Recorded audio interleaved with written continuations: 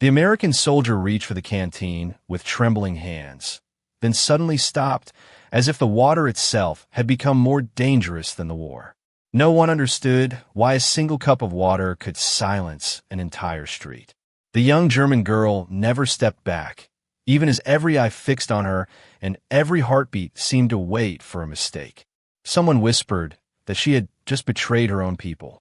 Someone else quietly raised a rifle, convinced this was the oldest trick in war. But neither of them knew what the soldier had seen in her eyes before he ever touched the cup. Years later, men who survived that day would remember the water, not because it saved a life, but because it destroyed a lie they had carried for years. Everything that followed began with a decision so ordinary that no one expected it to become unforgettable. 3 days earlier, the village had awakened beneath a silence unlike any it had known before. The artillery had faded into the distance, leaving behind only cracked stone, broken windows, and the soft sound of wind moving through empty streets. Anna Keller crossed the square, carrying 2 dented metal buckets that swung gently from her hands. At 19, she had already learned that survival often depended on the smallest routines. Every morning before sunrise, she walked to the old village, because it was the only place that still offered something no one could replace. The stone walls around the well had survived fires that consumed nearby homes, and the iron crank squealed with every slow turn, echoing across streets where laughter had disappeared months earlier. Her father had repaired that crank years before the war, and before he left for military service, he had rested one weathered hand against the cold stone and spoken words she still heard every time the bucket touched the water below. Water belongs to no flag, Anna. A thirsty person is only a thirsty person. She had not fully understood him then. She understood him now. Every bucket she carried became a quiet promise. One for the elderly widow who could barely walk. Another for the family sheltering in the church basement. Sometimes she left a full bucket beside a damaged doorway without waiting to be thanked. No speeches, no recognition, just water disappearing one cup at a time. The village noticed her, though few spoke of it. Some admired her quiet determination. Others believed kindness had become a dangerous luxury. Anna never argued with either side.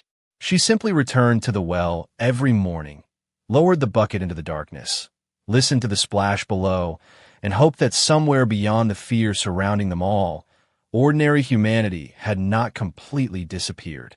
The 4th morning arrived beneath a pale sky washed clean by a light rain during the night. Drops still clung to broken roof tiles, and the cool air carried the scent of damp earth instead of smoke. Anna lowered another bucket into the well, hearing the familiar splash before the rope grew heavy in her hands. It was the same motion she had repeated hundreds of times, yet somehow it felt different that morning. The silence did not feel empty. It felt as though the village itself was waiting. A faint rumble drifted across the hills, so distant that it almost blended with the wind. She paused only long enough to listen. Then she kept turning the iron handle. Water still mattered more than rumors. By mid-morning, a small group of villagers had gathered near the church steps, speaking in cautious voices that rarely rose above a whisper. No one argued anymore. They simply traded uncertain guesses. Some believed the American troops would pass through before sunset. Others feared they would remain for weeks. An elderly man removed his cap and stared at the road leading into the valley. "Every army arrives tired," he murmured. "That is the only thing they all have in common." Anna carried 2 full buckets toward the square without answering. The word stayed with her. Every army arrives tired. She wondered if exhaustion sounded the same in every language. She wondered whether fear looked different depending on the uniform someone wore. As the sun climbed higher, heat shimmered above the empty road. Then, just beyond the old stone bridge, movement appeared. First came dust, drifting slowly into the warm air. Then shadows. Finally, figures emerged one by one, walking instead of marching, their boots coated with miles of travel. There was no shouting, no celebration, only the steady rhythm of tired footsteps approaching a village that had almost forgotten what ordinary life sounded like. Anna stopped beside the well, one hand resting on the worn wooden handle of a metal bucket. Across the square, several doors quietly closed. Curtains shifted behind cracked windows.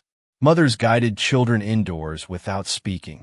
The newcomers noticed everything, but they continued forward with measured caution. Among them walked Corporal William Carter. His uniform was neat despite the dust, yet fatigue rested heavily across his face. Sweat darkened the collar beneath his helmet, and every few steps he adjusted the empty canteen hanging against his side. It knocked softly against his belt with each stride, producing a hollow sound that somehow seemed louder than the boots surrounding him. Anna heard that sound before she ever saw his face. An empty canteen had its own language, and she understood it immediately. William slowed as he reached the edge of the square, not because anyone ordered him to stop, but because something about the place felt untouched by the hurry of war. The village stood remarkably still. A weathered church bell leaned slightly to one side. Broken shutters swayed with each passing breeze. Somewhere nearby, a single bird continued singing as though nothing extraordinary had happened. Around him, the other soldiers spread out with practiced caution, quietly observing windows, rooftops, and narrow alleys. They had crossed countless villages over the previous months, and experience had taught them that silence could mean many things. Yet this silence felt different. It carried weariness instead of hostility. William removed his helmet for a moment, running one hand across damp hair before placing it back on his head. His throat felt painfully dry. The last swallow from his canteen had disappeared hours earlier beneath the afternoon sun, and the empty container now tapped lightly against his leg with every step. One of his fellow soldiers glanced toward the old stone well in the center of the square. "Looks like they still have water," he said quietly. Another answered with a tired nod, but no one immediately moved. They waited, respecting the uncertainty that always came with entering unfamiliar ground. Across the square, Anna remained beside the well with both hands resting on the wooden handle of one full bucket. She watched the Americans with calm eyes, searching their faces one by one instead of their uniforms. Most appeared exhausted. Some looked scarcely older than boys. Dust covered their boots, their sleeves, even the straps of their packs. They looked less like conquerors than travelers who had forgotten what a peaceful morning felt like. An elderly woman, standing in the doorway of a nearby bakery, whispered sharply behind Anna, "Stay away from them." Another voice answered from inside the dark building, "Let them find their own water." Anna heard every word, but she kept looking toward the square. Her father's voice returned as clearly as if he stood beside her. "Water belongs to no flag. A thirsty person is only a thirsty person." William finally lifted his eyes toward the well. For a brief moment, their gazes met across perhaps 30 feet of quiet stone pavement. Neither smiled, neither spoke. The distance between them was measured not in yards, but in years of fear, stories, and assumptions handed down by people neither of them had ever questioned. Then William looked away first, lowering his eyes toward the empty canteen in his hand. Anna noticed the simple movement. It lasted no more than a heartbeat, but it told her everything words never could. She wrapped her fingers around the metal cup resting beside the bucket, filled it slowly with cool water drawn moments before from the deep stone well, and without announcing her decision, took her first step toward the waiting soldiers. Anna crossed the square at the same unhurried pace she had used every morning on her walk to the well. The metal cup rested steadily in both hands, the clear water catching soft afternoon light with every careful step. Around her, the village seemed to stop breathing. A curtain shifted behind a cracked window, then froze. The old widow, near the bakery, quietly covered her mouth. Even the breeze seemed to disappear beneath the weight of the moment. William watched the young woman approach without moving. His instincts, sharpened by months of uncertainty, urged caution. Kindness offered too easily often carried questions that were impossible to answer. One of the soldiers beside him took half a step forward, his voice calm but alert. "Corporal." William raised one hand without taking his eyes off the girl. It was not an order. It was simply enough to ask for patience. Anna stopped a few feet away. Neither of them spoke. Language suddenly felt too small for what stood between them. She gently extended the cup. The water inside remained perfectly still. William looked first at the cup, then at her face. There was no fear in her expression, no challenge, no plea for gratitude, only quiet certainty. Still, he hesitated. Years of war had taught him that trust was expensive. Anna seemed to understand without needing an explanation. Slowly, she drew the cup back toward herself. Every pair of eyes followed the movement. She lifted it to her lips and drank a small sip, just enough to show that nothing was hidden inside. Then she lowered the cup again and offered it once more. A faint ripple crossed the surface before becoming still again. The square remained silent. William felt something inside him shift. It was not relief. It was surprise. He reached forward with deliberate care until his fingers touched the cool metal. For an instant, both of them held the same cup. Then Anna released it without the slightest hesitation. William raised it slowly and took one careful drink. The water was cold, clean, and astonishingly fresh. It carried the taste of deep stone, rain, and ordinary life. He closed his eyes for only a moment as the coolness eased the dryness in his throat. When he opened them again, the square no longer looked exactly the same. The ruined buildings were still there. The broken windows had not repaired themselves. Yet something invisible had changed. One elderly villager lowered his gaze instead of turning away. A young American private quietly unclenched his hands. No speeches were made. No applause followed. The moment lasted only seconds before life began moving again. But everyone standing in that square understood they had witnessed something that no map, no uniform, and no victory could ever fully explain. Sometimes the smallest act carried the greatest weight, and sometimes a single cup of water became the first bridge between two worlds that had forgotten how to see each other as human. By the following morning, the story had already traveled farther than anyone expected. It moved quietly from kitchen to doorway, from the bakery to the church steps, carried not by excitement, but by disbelief. Some villagers insisted the young woman had been reckless. Others argued that compassion had no place in a world still recovering from war. Anna listened to neither side. As the first lights spread across the rooftops, she returned to the old well exactly as she always had. The iron handle groaned beneath her steady grip. The rope disappeared into the cool darkness, and moments later another bucket of clear water rose toward the morning sky. Her routine had not changed because someone had witnessed it. She believed that if kindness depended on being noticed, then it was no longer kindness at all. Across the village, the American unit had established a temporary position near the edge of the square. They repaired equipment, checked supplies, and waited for new orders that had not yet arrived. William filled his canteen at the well before sunrise, careful not to disturb the quiet that settled over the village each morning. He noticed something unusual almost immediately. Beside the stone wall stood 3 extra buckets already filled with fresh water. No sign explained why they were there. No one waited nearby to claim credit. Before long, an elderly man approached slowly with the help of a wooden cane. He nodded politely toward the soldiers, lifted one bucket with visible effort, and carried it home. A few minutes later, a young mother arrived holding the hand of a little girl. She filled a small pitcher, smiled faintly toward the well, and walked away without saying a word. Then another villager came, and another. William watched the quiet procession continue while standing beneath the shade of a weathered oak tree. Every bucket had been prepared before sunrise. Every person received the same simple gift. No questions were asked. No differences were made between age, background, or circumstance. When Anna finally appeared carrying another full bucket from a nearby storage shed, William understood who had risen before everyone else. She never searched for his approval. In fact, she barely looked toward the soldiers at all. Her attention remained fixed on the work itself. One of the younger American privates noticed her as well. She could have stayed inside, he said softly. William looked toward the well, where Anna carefully placed another bucket beside the others before brushing a loose strand of hair away from her face. She could have, he answered after a thoughtful pause. But she did not. The words lingered in his own mind long after they were spoken. Until that morning, he had measured courage by difficult marches, impossible decisions, and dangerous assignments.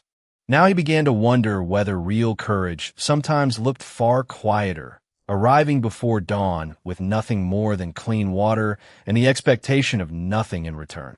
Late that afternoon, the rhythm of the village shifted again.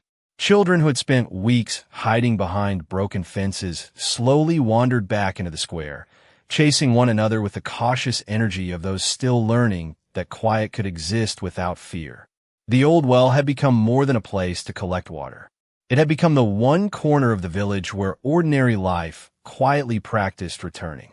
William noticed it before anyone else in his unit seemed to. Each time Anna arrived with another filled bucket, she never looked to see who might be watching. She greeted an elderly widow with the same gentle nod she offered a tired farmer. She waited patiently while a little boy struggled to lift a pitcher nearly half his size, then steadied it with one hand before letting him carry it away on his own. There was no performance in her kindness. It was simply the way she moved through the world. That evening, as the sun settled lower behind the rooftops, an unexpected cry broke the peaceful routine. A small child had wandered too close to the remains of a collapsed stone wall while chasing a handmade wooden ball. The ball disappeared beneath scattered beams and loose masonry, and the frightened boy froze, uncertain how to reach it. Before anyone nearby reacted, William crossed the square with calm, measured steps. He carefully cleared a narrow path through the loose debris, crouched down, and retrieved the weathered toy. Dust covered his sleeves by the time he stood again, but the only thing he carried back was the little wooden ball. The child accepted it with wide eyes before running straight into his mother's waiting arms. A quiet wave of relief spread across the square. No cheers followed, only grateful silence. Anna had watched the entire moment from beside the well. Without hesitation, she dipped the familiar metal cup into a fresh bucket and walked toward William once more. This time, there was no uncertainty between them. She extended the cup. William accepted it immediately with a grateful smile that reached his tired eyes for the first time since entering the village. "Thank you," he said softly. Anna answered with a small nod. She did not need more words than that. Nearby, several villagers observed the exchange without the suspicion that had filled their faces only days earlier. One elderly man quietly removed his cap as William returned the empty cup. Another woman who had once warned Anna to keep her distance now stepped forward and began filling extra buckets beside her without being asked. Nothing dramatic had happened. No speeches had changed anyone's mind. Instead, trust had grown the way clean water filled a bucket, one steady drop after another, until something that once seemed impossible became quietly undeniable. The next morning arrived beneath clear blue skies, and for the first time in many weeks, laughter lingered in the village square longer than the sound of cautious footsteps. The well had become a place where people no longer hurried away after filling a bucket. Neighbors exchanged quiet greetings. Children waited patiently for their turn. Even the American soldiers seemed less like strangers and more like travelers sharing the same patch of sunlight before continuing their journey. Yet peace, William had learned, was never measured by the absence of conflict. It was measured by the choices people made when old fears quietly returned. Near midday, one of the younger American privates approached the well carrying an empty canteen. He had arrived only the evening before and had not witnessed the moments that had slowly transformed the village. He noticed Anna setting another bucket beside the stone wall and muttered something under his breath with a tone edged more by frustration than understanding. Although the words were not loud, the sharpness in his voice carried across the still air. Several villagers immediately lowered their eyes. The warmth that had filled the square only moments earlier seemed to fade. Anna heard him. She paused with one hand resting on the bucket handle, but did not answer. She neither defended herself nor walked away. Instead, she calmly continued arranging the buckets exactly as she had done every morning. Her silence carried no bitterness. It simply refused to become another argument. William looked up from the supply table where he had been checking equipment. He crossed the square with steady, deliberate steps until he stood beside the younger soldier. His voice remained calm, never raised high enough to embarrass anyone. "She has filled this well before sunrise every day since we arrived," he said. "The water you are about to drink is here because she carried it herself." The younger private glanced toward the rows of waiting buckets, then toward the villagers who had quietly stopped to listen. William continued, his expression firm but respectful. "Respect is not something we leave behind when the fighting ends. It is how peace begins."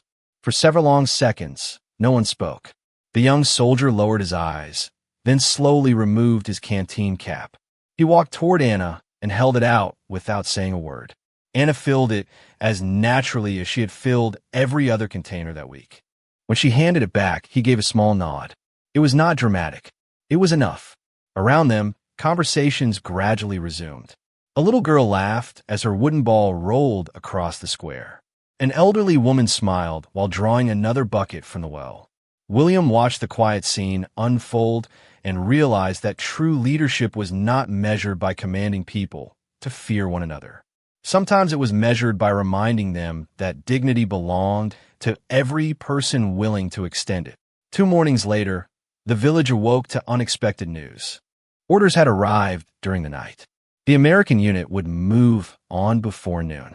No announcement echoed through the square, yet somehow everyone seemed to know. Soldiers packed their gear with quiet efficiency. Engines were checked. Maps were folded. Boots brushed against the dusty road one final time. The temporary rhythm that had settled over the village was already beginning to dissolve. Anna continued her morning routine as though nothing had changed. She lowered another bucket into the well, listening to the familiar splash that had become the heartbeat of her days. The rope slid through her hands with practiced ease, and the cool weight of fresh water rose once more from the darkness below.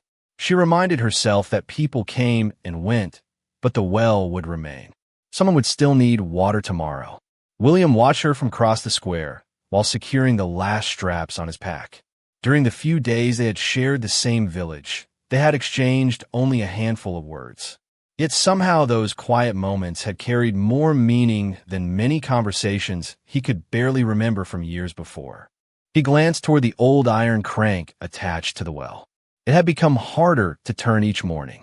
The handle wobbled loosely, and the wooden grip showed fresh cracks that had not been there when they first arrived. Without saying anything, William walked to the supply truck and searched through a maintenance crate. After several minutes, he returned carrying a sturdy steel handle, fresh bolts, and a set of simple hand tools. The villagers watched with quiet curiosity as he carefully removed the worn mechanism. Every movement was patient, deliberate, almost respectful, as though he understood he was repairing more than weathered metal.